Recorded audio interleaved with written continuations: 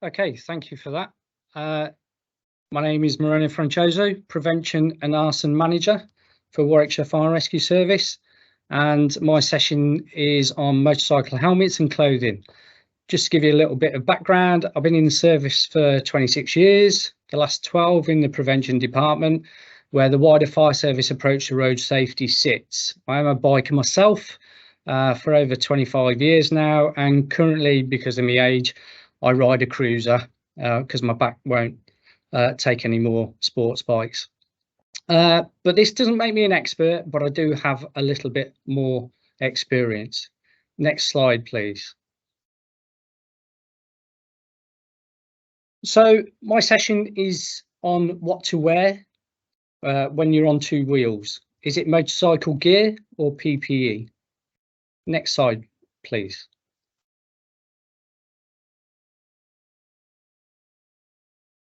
So it's a hot day, just popping down the road on your motorbike.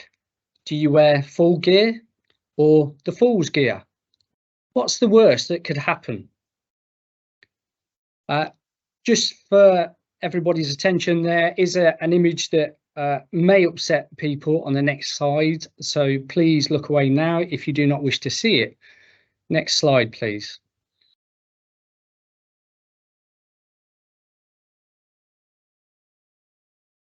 So you could get knocked off.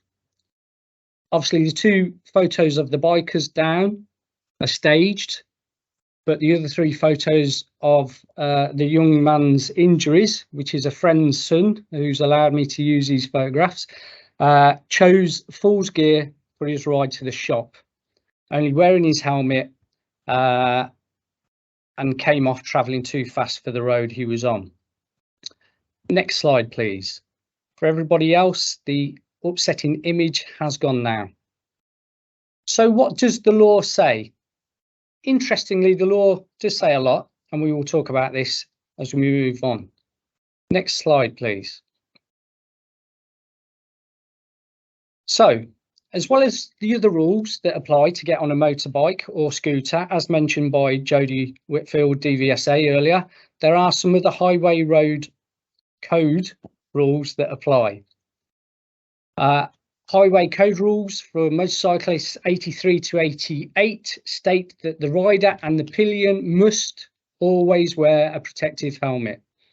They're also advised to wear eye protectors, should consider ear protection, and advise that strong boots, gloves, and suitable clothing may help to protect them in a collision. And Rule 87 states that when riding in the dark, you should wear reflective clothing or strips to improve your visibility. You must also be aware that from 2011, motorcycle examiners have the power to halt a test if they deem the rider is not wearing suitable clothing.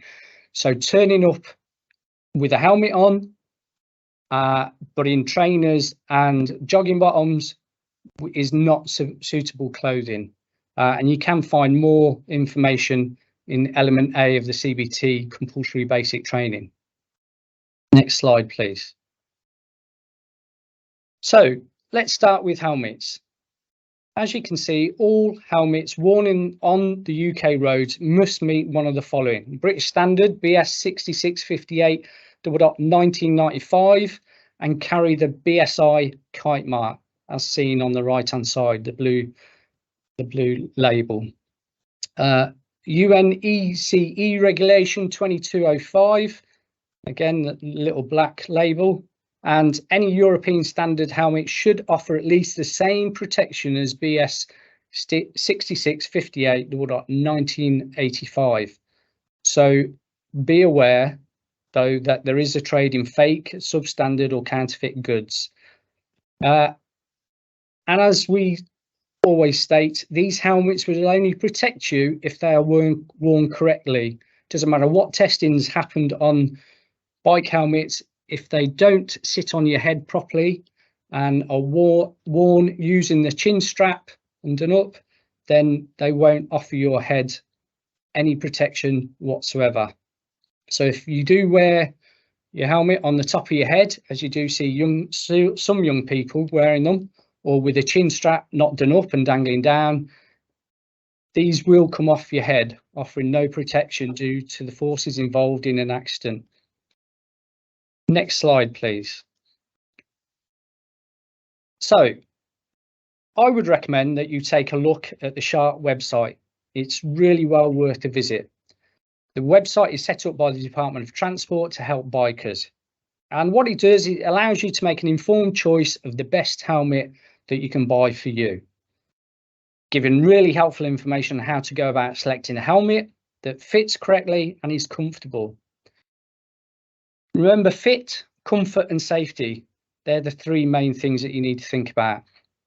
And I would recommend that following a visit to the Shark website, you visit a reputable dealer who sells helmets. Using that information that you've just got from the Shark website, ask questions and speak to the salesperson. Try on as many helmets as you can or want to, and then that will help you make the safest choice for the money that you have. Next slide, please. As you can see, they test a whole range of helmets to fit bikers' budgets, from £39.99 helmets to £130 and helmets that cost £1,000 plus. So you should be able to find something that fits your budget. There are currently 518 helmets that have been rated and new ones being added all the time. You can subscribe to their newsletter to get regular updates. And there's some really interesting write-ups on the various helmets. So as you explore the website, you'll see that it talks about the actual tests for the helmets and the visors that they carry out. Obviously, I can't go into them now because I haven't got enough time. They talk about the calculations, how they calculate the ratings that they give, the tests that are carried out in the labs, and so much more. There's lots of information in there. And you can even suggest new helmets that you would like testing. But again, I can't emphasize enough that they will only protect you if worn correctly. Next slide, please. Okay, let's move on to clothing. Like I sort of said, it is a bit of a whistle-stop tour. Or is it PPE, personal protective equipment, as it is seen now? So we and everybody who loves you would highly recommend motorcycle clothing: boots, gloves, biking jackets, biking trousers. And this is specialized motorcycle gear that we highly recommend because it could save your life. It certainly reduces the consequences of road traffic collisions for you, reduce the chance of you being killed or seriously injured, reduces the amount of time off sick that you might have to take, could reduce the level of injuries that you may sustain coming off your bike or being in a collision, which will inevitably reduce your lack of earnings and consequently reduce the lack of you losing your job. So always buy your protective gear from reputable dealers. Buy the best that you can afford and wear it correctly. So save up, maybe ask relatives to give you money if they can for birthdays, Christmases, so you can buy better. But to get the best protection from this gear, I can't emphasize enough, it must be worn properly. Zips done up, Velcro straps done up, boots done up, you know what I mean. Next slide, please. So, what standards should you wear? As of the 21st of April 2018, all bike clothing placed on the market is now seen as PPE, personal protective equipment, under Regulation 2016/425 and should be CE marked, as the little black label in the right hand corner indicates. PRN, you may see other regulations as in PRN 17092 or EN 17902 or EN 13595, which were all previous regulations and standards that have now led to the change in the law in 21st of April 2018. Obviously, the other standards, the PRA EN numbers, their certification stopped in April 2023 this year. Although there is no legal requirement to wear CE approved motorcycle clothing, I will bring you attention to something that happened in July 1975, court case that was Froome and others versus Butcher, that brought about changes due to contributory negligence. So in July 1975, a car versus car incident, the injured party, Mr. Froome, who was claiming damages against Mr. Butcher, whose fault it was not wearing his seatbelt. So Lord Denning, who oversaw this court case, stated that because Mr. Froome knowingly chose not to wear his seatbelt, knowing that the results of any injury sustained could be made worse by his action, he was actually negligent and must take responsibility for this. Although seatbelts at that time were fitted in cars, it wasn't not the law to have to wear them, as this came later in 1983. But by virtue of the fact that they were fitted, and the car manufacturers and the government advised drivers to wear the seatbelts, Lord Denning stated that some of Mr. Froome's injuries could have been avoided. So Lord Denning reduced Mr. Froome's damages claim by 25%, citing contributory negligence. So buying all the biking kit you can and wearing it properly at all times will help in any court cases going forward, if you do have to unfortunately make any claims, because motorcyclists are expected to know the potential hazards of not wearing protective kit. Next slide, please. Another great website to explore is the Bennett's website.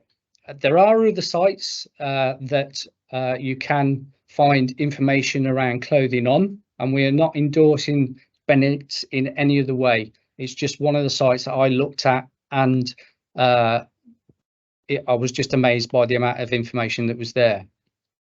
It goes into some real detail and explains the CE ratings in a lot more details than I can do now with the time that I've got. Here it will talk about the CE ratings and the different levels, the A level, which is a standard for urban riding, or the AA level, which is suitable for touring, or the AAA level, which is the highest protection going. And these ratings take into consideration abrasion and impact testing, as well as tearing resistance in scenarios up to 70 miles per hour. The ratings also mean that they've been tested in an independent lab away from the actual producer of the garment, to ensure that it does what it says it does when applied by the 17-092 standard of testing for motorcycle gear. And if you click on the Bennett's High Performance Award, you will find the most provable protective clothing that you can buy that is on the market. Next slide, please. So remember that riding gear isn't just jeans and trainers or leggings, shorts. The right protective clothing, as it states, can reduce the injuries if you're in a collision. So buy from reputable dealers. It's designed to protect you in an impact or a slide. Buy the best clothing that you can that suits your eyes. Remember protection for your elbows, knees, back, chest, shoulders and boots that protect your ankles. These also have standards and need to meet these to be sold in reputable shops. And also think about the gloves that are there to protect your hands. So do your homework. Check the Bennett's website or other websites to glean as much information as you can. Check the Sharp website out for helmet information. Speak to friends and families or other riders that may be able to offer advice. But most importantly, when you get it, ensure you wear it correctly. Fasten your helmet. Ensure all zips, Velcro straps, buttons, etc. are done up properly. Please don't ride your bike unprotected. Next slide, please.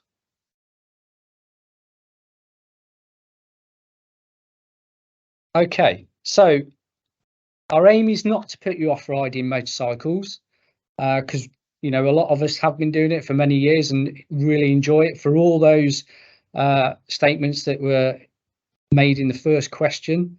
But what we want you to do is enjoy your ride for as long as you can in the best motorcycle PPE that you can afford. And the only way to do that is to tell you about the best information that is out there and educate you in making the right choice. And this is what you've got with this webinar tonight to give you the best advantage. So thank you very much. And that's the end of my session.